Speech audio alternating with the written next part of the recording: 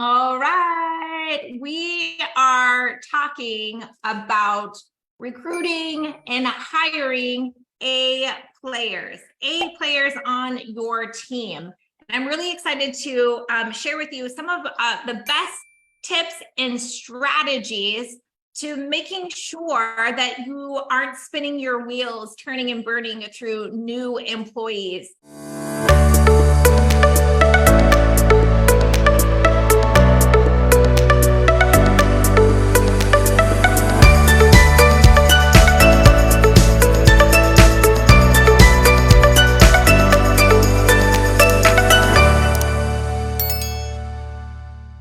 Properly planned and well executed interview strategies is one of the best ways to ensure whether a new hire is going to be right for the job. So today I'm excited to be sharing with you 5 of the best questions to ask candidates to see if they have what it takes, right? Have what you are looking for to help grow your aesthetic business. And an important one, that they're able to adapt to constant change, because that's a reality, right? If you are continuing to grow your business, you're always going to have changes, right? And optimizations and upgrades to your business, to your system. So you want to make sure that they are adaptable, right? So I showed you this book here. It's called Who? And it's by Jeff Smart and Randy Street. And all of our leaders at Diamond Accelerator, we read this book as a leadership team because we really didn't want to go through the growing pains of hiring the wrong people on our team, right? And we've seen this with many of our clients as well, right? What they might have great questions about the specific service role that their team member is going to be doing, but they skipped some really important questions to learn about what motivates the team member, how they respond to change, to pressure, right? Are they really going to be a good fit to your culture? Because even if they are an A player, if they don't fit in with the culture of your aesthetic practice, then ultimately at the end of the day, it's not going to be in your best interest for your team and your business. So today I'd like to share with you those 5 core questions that I love to ask candidates. Now, before I dive into those questions, I want to give you some bonus tips that are really important to first set yourself up for success. And that all starts in your job description or your job posting, and being very clear, very clear on what exactly you are looking for, what the role and responsibility of that position is going to entail.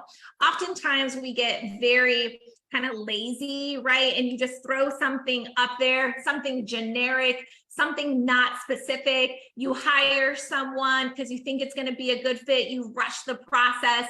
And then, a week, a month, a quarter into it's not working out, right? Because the team member isn't doing what in your head you wanted them to do, or vice versa, right? You ask your new team member to do something and they're like, what? This is news to me. I don't do that. I didn't know I'd have to do that, right?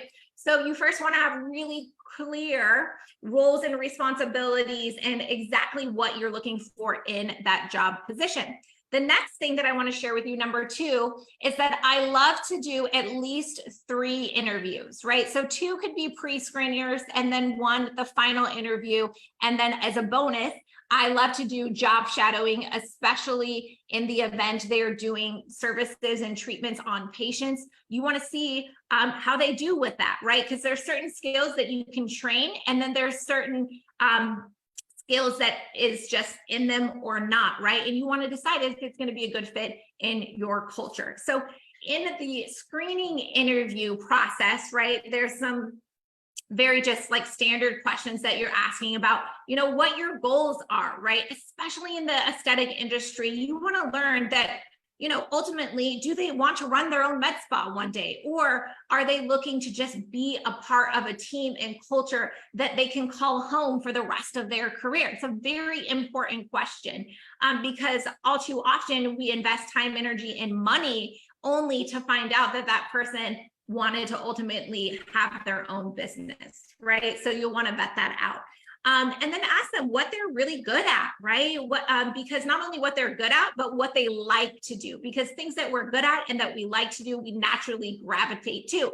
And if that role requires something different, they might be great, but they might not be great for that role, right? And then and on the flip side, right? What are they not so good at, or what are they not interested in doing whatsoever? Because again, that is going, no matter how great they are, if it doesn't match up with the role that you're needing to fill, it's not helping anyone at the end of the day. Another pre-screening question I like to ask is, okay, if you were your last 3 bosses, or depending on their history, right, 1, 2, how would they rate your performance on a scale of 1 to 10 when I talk to them, right? Notice the verbiage that I said, when I talk to them. Because I am gonna reach out to them, and I do this little trick, and I'll be like, what was the name of your last boss? How do you spell that? Is that the contact information correct that you included on your resume? Fantastic. Okay, so when I reach out to him, how would he rate your performance on a scale of 1 to 10 when I talk with him, right? And what they're going to tell you is very different than if they didn't get the impression that you were ever going to actually reach out to them.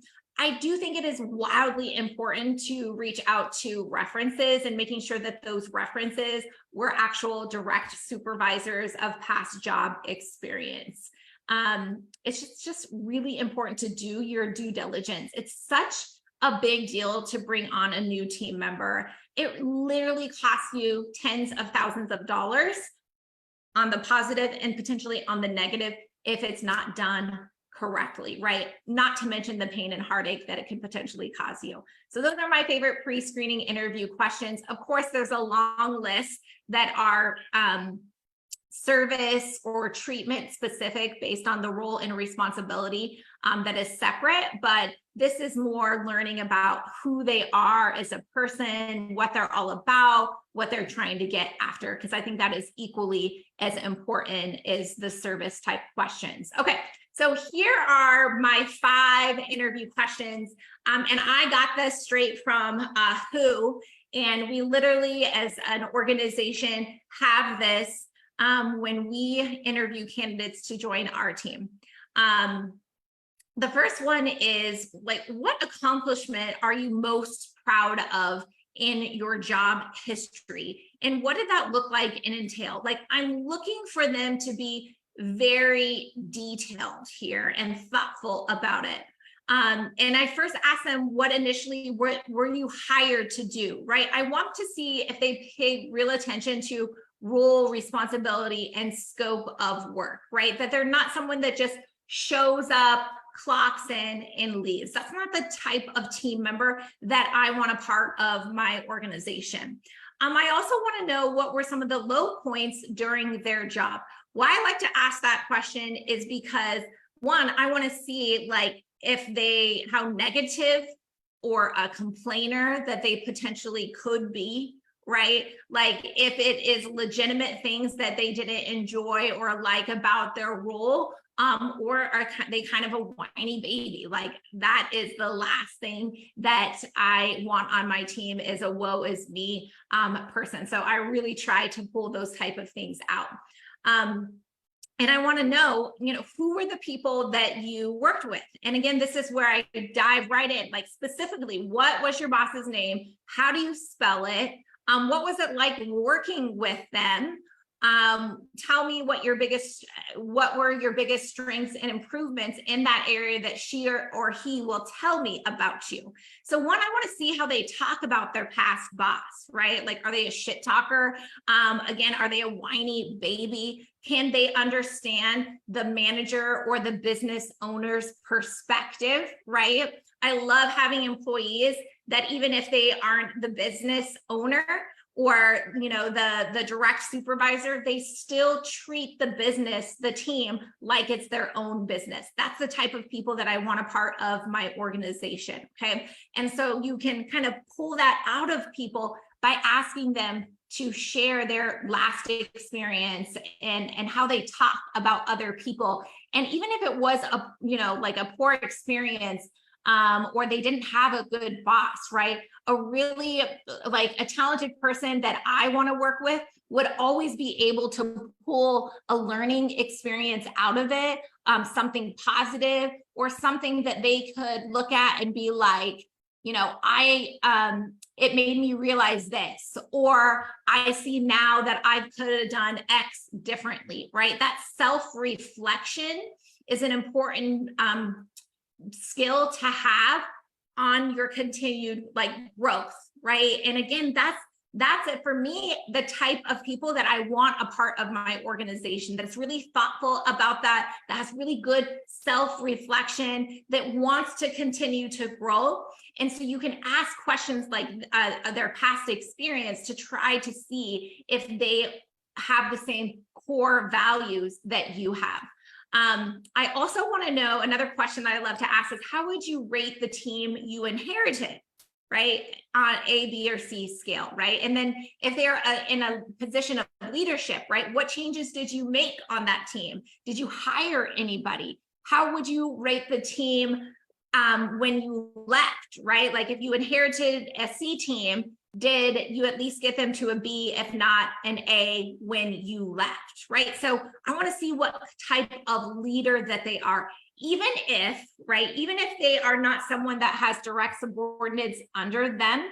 I want to know, if they started a role that maybe wasn't developed yet, right? It was a new position and they were a part of establishing that role and responsibility, or that department, or that membership, or whatever it may be. I want to know what they did to attribute to its growth, right, and improving it. Or are they someone that just sits back and waits for orders, waits for directions, right? Takes no initiative themselves.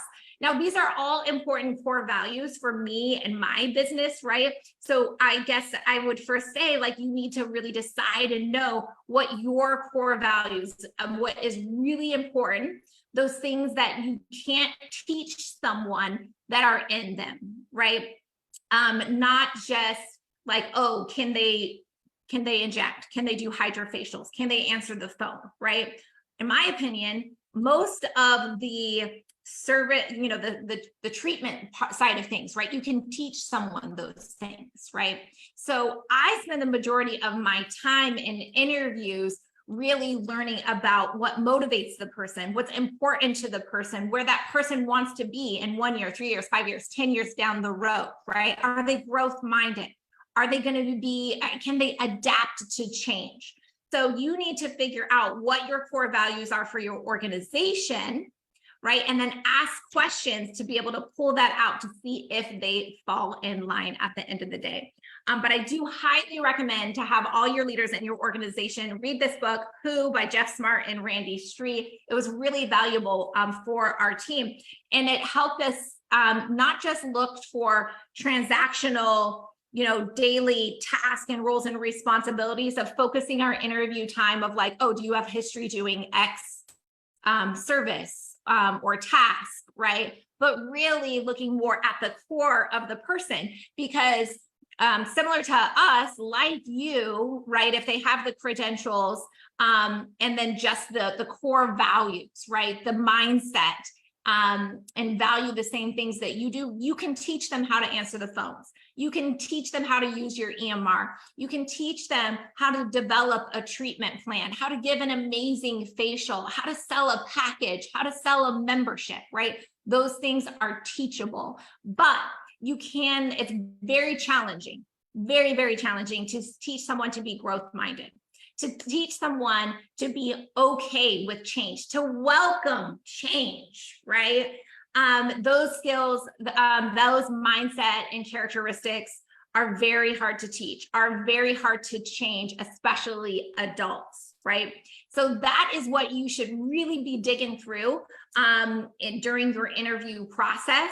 And I also, to go back to having at least 3 interviews and having them shadow and spend some time in your office when possible, is because, like, if you just do one interview, one 30-minute, one 60-minute interview, like, I can get my shit together. I can look professional. I can sound professional for that one interview, right? But what I say to 3 different, even though my team, when we do our interview process, we all have our set of questions, and our questions are very similar, but we position them in different ways. And I can't tell you how many times when our leadership team, our interview team comes together and we go over what the candidate said, there's been times where, like, oh, well, they told me this. Well, that didn't match up here. Like, this is not making sense to me, right?